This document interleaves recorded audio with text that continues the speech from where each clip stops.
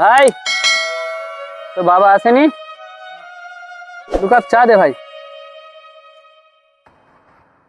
কি ব্যাপার বল, তোর বাবা আসেনি দোকানে, ও দোকান চালাচ্ছে। বুঝতে পারছি না কি হয়েছে, নাকি জিজ্ঞাসা করতো ওকে।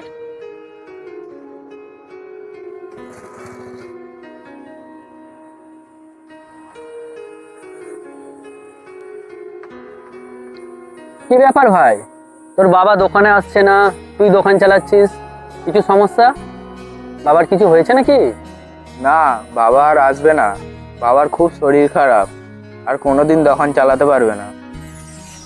তাহলে কি এবার থেকে তুই দোকানটা চালাবি? হ্যাঁ গো দাদা, এবার থেকে আমাকেই দোকান চালাতে হবে। আরে ভাই, তোর যে এখন বয়স, তোর তো এখন খেলাধুলা করার বয়স, তোর তো এখন পড়াশোনা করার বয়স। এই সময় তুই দোকান চালালে কি করে কি হবে রে? আর তাছাড়াও তোর বাবার এইরকম শরীর খারাপ, আত্মীয় স্বজনরা কেউ পাশে দাঁড়ায়নি তোর? না গো দাদা, আমার আত্মীয় স্বজন কেউ নেই। তাহলে ভাই, তোর কি বাড়িতে মা বাবা ভাই বোন দিদি কেউ নেই? হ্যাঁ, আমার একটা বোন আছে আর একটা ভাই আছে, তাদের পড়াশোনা চালানোর জন্যই আমাকে এই দোকানের হাল ধরতে হয়েছে। ঠিক আছে ভাই, তুই দোকানটা তোর ভালো করে চালা। আর এই নে তোর চায়ের পয়সাটা দিয়ে দেখ। 10 টাকা হয়েছে, এনে। ঠিক আছে, আসি ভাই, আজকে আবার আসবো।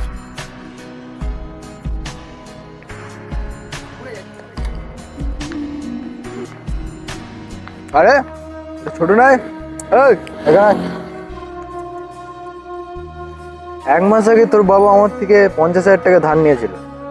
সেই 50,000 টাকা এক সপ্তাহের মধ্যে দেওয়ার কথা হয়েছিল, কিন্তু আজ 1 মাস কেটে গেল, সেই টাকার কোনো নামগন্ধ আমি পাচ্ছি না। টাকাটা তুই কবে দিবি? কাকু, আমার বাবা তো খুব অসুস্থ, টাকাটা দিতে একটু দেরি হবে। দেখ, আমার নাম বিল্লু মস্তান। তোর বাবার সাথে আমার ভালো সম্পর্ক ছিল বলে তুই 1 সপ্তাহের মধ্যে 25,000 টাকা দিবি। 50,000 টাকা এখন দিতে হবে না। ভাই ভাই দেখ, বিল্লু মস্তান ছোটুকে ধরেছে।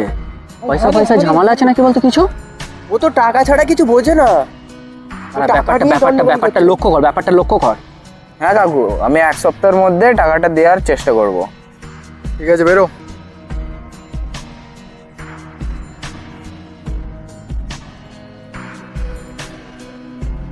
কি ব্যাপার বিল্লুদা, ছোট্টু তোমার কাছে কিছু হয়েছে নাকি?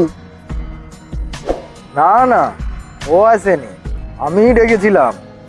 1 মাস আগে ওর বাবা আমার থেকে 50,000 টাকা ধার নিয়েছিল, আর ওই টাকা 1 সপ্তাহের মধ্যে দেওয়ার কথা হয়েছিল। ও সেই টাকা শোধ করে নেবে বলেই ওকে ডেকেছিলাম, আর 1 সপ্তাহ টাইম দিয়েছি 25,000 টাকা শোধ করার জন্য তার মধ্যে।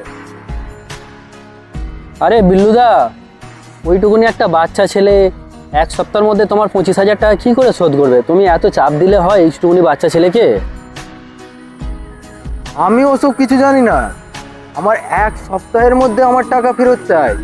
না হলে তুমি তো আমাকে ভালো করেই চেনো, আমি কি করতে পারি আর কি পারি না। কি বলি শোন ভাই, ওই ছোট্টুর টাকাটা আমরাই দিয়ে দিই মস্তানকে, ঠিক আছে? তাহলে একটা কাজ করি, আমি অনলাইন করে দিচ্ছি ওকে। হ্যাঁ হ্যাঁ, তুই অনলাইন করে দে, আর আমি তোকে বাড়িতে গিয়ে 25 ক্যাশ দিয়ে দেবো, ঠিক আছে? আচ্ছা ঠিক আছে। দাদা তোমার নাম্বারটা বলো। দাদা দেখো, 50,000 টাকা পেমেন্ট করে দিয়েছি। দাদা আর একটা রিকোয়েস্ট করছি, ছোটুকে কিছু বলো না আমরা টাকাটা দিয়েছি বলে। আমার ওইসবে কোনো সম্পর্ক নেই, কে দিচ্ছে কেন দিচ্ছে, শুধু আমার টাকা পেলেই হবে।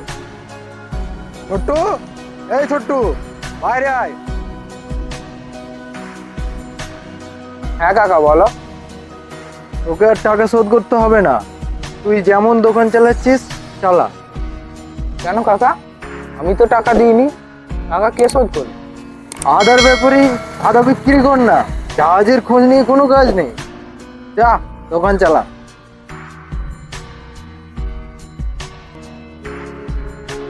ছোটোর সঙ্গে একবার দেখা করে আসি, আর 1 কাপ করে চা খাই। বস ভাই। ছোটু, বাইরে আয়। হ্যাঁ দাদা বলো। ভাই 2 কাপ চা নিয়ে আয়। চা তো দেবো, তার আগে একটা কথা জিজ্ঞাসা করবো দাদা। হ্যাঁ ভাই, বল বল বল। আচ্ছা দাদা, বিল্লু মস্তানকে তোমরাই টাকাটা দিয়েছো না? না রে ভাই, আমরা কেন টাকা দিতে যাব? টাকাটা কে দিয়েছে সেইটুকুনি বোঝার ক্ষমতা আমার হয়েছে। তোমরাই দিয়েছো। হ্যাঁ ভাই, টাকাটা আমরাই দিয়েছি।